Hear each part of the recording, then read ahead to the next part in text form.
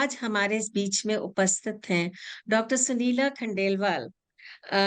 Doctor Sunila Khandelwal एक stalwart है menopause medicine में, और मैं कहूंगी कि ये हम सबका सौभाग्य है कि आज वो हमें मेनोपॉज के बारे में बताने के लिए यहाँ आई हैं और हम सबके बीच में बैठी हैं। सो अब ज्यादा वक्त निकाले बिना मैं डॉक्टर सुनीला खंडेलवाल से ही सबसे पहले चाहूंगी कि आपको ये बताएं कि एक्चुअली मेनोपॉज होता क्या है, मेनोपॉज किस उम्र में होता है, और मेनोपॉज और पेरीमेनोपॉज में फर्क क्या होता है। तो डॉक्टर सुनीला खंडेलवाल, आप दर्शकों को इसके बारे में ज्ञान दें। थैंक यू डॉक्टर शुभा। सबसे पहले मैं बधाई देती हूँ हमारी Jaipur menopause society, Indian menopause society को, जो सतत कार्य कर रही है। और जैसा कि हम सभी महसूस करते हैं कि महिला स्वास्थ्य के प्रति आज भी समाज उदासीन है, तो हम इंडियन मेनोपॉज सोसाइटी प्रयास कर रहे हैं कि हम चुप्पी तोड़ें और स्वस्थ समाज से नाता जोड़ें। और एक स्वस्थ महिला एक स्वस्थ समाज का निर्माण करती है। तो सबसे पहले तो मैं सारी महिलाओं से ये रिक्वेस्ट करूंगी, do not suffer in silence. और रहा सवाल अपना मेनोपॉज कैफे जो हम लेके आए हैं, उसका प्लेटर तो आज बहुत ही मजेदार है, क्योंकि बेसिक आपको जानकारी दी जाएगी, उसमें फूड फॉर थॉट्स दे रहे हैं और आपको ये बता रहे हैं कि आपको अपनी रेस्ट ऑफ द लाइफ को कैसे स्वस्थ, चुस्त और दुरुस्त बनाना है। मेनोपॉज वर्ड जो है हिंदी में रजोनिवृत्ति बोलते हैं, लेकिन आजकल सब लोग मेनोपॉज वर्ड को जानने लगे हैं। यही हमारा अचीवमेंट रहा पिछले 25 सालों से कि अब खुल के थोड़ा सा बात करने लगे हैं लोग। मेनो मतलब होता है मेंसेस या मंथली या चम्स बोलते हैं, और पॉज माने रुकना, जैसे अपन पॉज वर्ड बहुत ही आसानी से यूज करते हैं। लेकिन जब हम मेनोपॉज बोल रहे हैं तो यहाँ मैं आपको कहूंगी, ये मत सोचिए कि जिंदगी का पॉज हो गया है। Reproductive life is over but not the productive life. मतलब हमारी प्रजनन क्षमता खत्म हुई है, लेकिन प्रोडक्टिव लाइफ अभी है। और हम इसको कन्वर्ट करना चाहेंगे मी, नो और पॉज। मतलब मेरा कोई रुकने का मकसद ही नहीं, राइट। सो अब हम ये जब जाने कि हमारे पीरियड्स जब बंद हो रहे हैं, तो ये वो अवस्था है जब प्राकृतिक रूप से ही ये होता है। यह एक प्राकृतिक प्रक्रिया है, इसको आप बीमारी ना समझें। और प्राकृतिक प्रक्रिया इसलिए बोल रही हूँ कि जैसे आपने देखा होगा कि किशोरावस्था में जब लड़की बड़ी होने लगती है, तो उसके हार्मोन्स जो अंदर बहने लगते हैं, उसी से उसका पूरा विकास होता है, शारीरिक, ब्रेन से लेकर नीचे टोज तक, स्किन, सब कुछ, skin, heart, bones, every part of the body, breast also.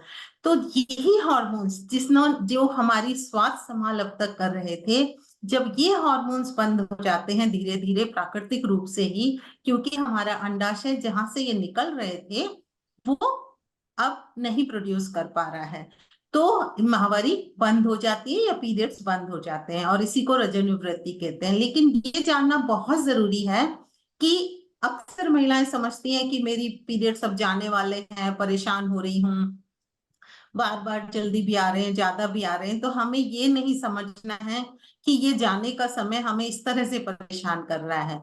लेकिन हमें एक ये निश्चित पता हो जाना चाहिए कि 1 साल तक अगर हमें माहवारी नहीं आई है, पीरियड्स बंद हो गए हैं, तो अब हमें मेनोपॉज हो गया है। इसके साथ ही यहाँ पर ये भी एक इम्पॉर्टेंट है कि हम पेरीमेनोपॉज के बारे में जानें। नेक्स्ट, और पेरीमेनोपॉज से पहले वाली स्लाइड दिखाएंगे शोभा? हाँ, कि ये जानना बहुत जरूरी है कि आपको ये पता होना चाहिए कि आपके पीरियड्स अगर अभी आ रहे हैं तो मेनोपॉज कब होगा, या हमारी भारतीय महिलाओं में मेनोपॉज की उम्र क्या है। तो अक्सर जो आंकड़े आते हैं, जो सामने आते हैं, जो आप अपनी गूगल यूनिवर्सिटी से भी देखते होंगे कि मेनोपॉज कब होगा, चलो मैं देख लेती हूँ अपना, तो ऐसा नहीं है। हमारी इंडियन मेनोपॉज सोसाइटी के अनुसार जो रिसर्च हुई है उसमें 46.7%, मतलब नियरली 47 ईयर्स पे एवरेज इंडियन महिलाओं में मेनोपॉज होता है। अगर आपके 40 से पहले हुआ है तो डेफिनेटली ये बहुत बड़ा संकेत है कि आपकी ओवरीज ने समय से पहले काम करना बंद करा है, और उसे हम प्रीमेच्योर ओवेरियन इनसफिशिएंसी कहते हैं। और अगर 40 से 45 के बीच में हैं आप और फिर मेनोपॉज हो गया है, तो भी हम उसे अर्ली मेनोपॉज बोलेंगे या प्रीमेच्योर मेनोपॉज नहीं, अर्ली मेनोपॉज बोलेंगे। लेकिन अगर 55 के तक भी पीरियड्स आ रहे हैं या उसके बाद भी, तो डिलेड मेनोपॉज है। और ये डेफिनेटली हमें इसमें अलार्मिंग सिग्नल्स हैं कि हमें पता होना चाहिए कि एवरेज एज हमारी 47 की और अभी तक हमारे पीरियड्स आ रहे हैं, तो क्या कारण हो सकते हैं, और उसकी पूरी जांच करवानी चाहिए। अब नेक्स्ट आता है पेरीमेनोपॉज। पेरीमेनोपॉज में पेरी का मतलब है मेनोपॉज से के आसपास, यानी हॉर्मोन्स अचानक कम नहीं होते, ओवरी ने एकदम से काम करना बंद नहीं किया है, वो सिर्फ उसी अवस्था में होता है जब आपकी सर्जरी हो गई हो, निकल गई हो ओवरी। लेकिन अगर आपके जननांगों में यूट्रस और ओवरी सब कुछ हैं और फिर भी आपके पीरियड्स नहीं आ रहे हैं, तो और या धीरे धीरे कम हो रहे हैं, तो इसको हम पेरीमेनोपॉज बोलते हैं। और ये 4-5 साल पहले से ही लक्षण नजर आने लग जाते हैं। जो लक्षण प्रभाव है वो भी आगे आने वाले मेरे सहयोगी आपको बताएंगे। लेकिन ये जो लक्षण हैं, अगर आपको आने लग गए हैं धीरे धीरे, जैसे हॉट फ्लैशेस है और भी जैसे बहुत सारे लक्षणों पे हम आगे चर्चा करेंगे, तो ये हमें पेरीमेनोपॉज का संकेत देते हैं, मतलब हम आसपास हैं मेनोपॉज के। पर शुरुआत हो सकती है 37 से 40 के वर्ष के आसपास, और नियरली ये 4-5 साल तक पेरीमेनोपॉज भी चल सकता है। मतलब जैसे 40 के आसपास शुरुआत हुई और 45 वर्ष में आपके पीरियड्स बंद हुए, तो ये वाला दौरान जो कहलाएगा वो पेरीमेनोपॉज कहलाएगा। तो यहाँ पर ये बहुत ही इम्पोर्टेंट है कि हमें ये पता हो कि जो भी हमारे शारीरिक और मानसिक परेशानियां हो रही हैं, वो मेनोपॉज की सूचक हैं। और समय रहते अगर हम सही कदम उठाएंगे, तो ये जो टर्बुलेंस होता है मेनोपॉज जिसको बोलते हैं, कि बड़ा जो बोलने लग जाते हैं आसपास के परिवार वाले भी, आपके हस्बैंड भी, कि ये पहले ऐसी नहीं थी, ये क्या हुआ इसको अभी तक। तो ये जो एक टर्बुलेंस जो होता है बिकॉज ऑफ हार्मोनल इम्बैलेंस, उसको हम अगर स्मूथली पास करें, यही हमारा लक्ष्य है आज के इस कैफे का। भ्रांतियों का निवारण, शंकाओं का समाधान, जिज्ञासाएं आपकी ठीक करना, आपको पूरी जानकारी देके सही, सुरक्षित और सुलभ मेनोपॉज प्रबंधन की ओर आपको ले जाएं।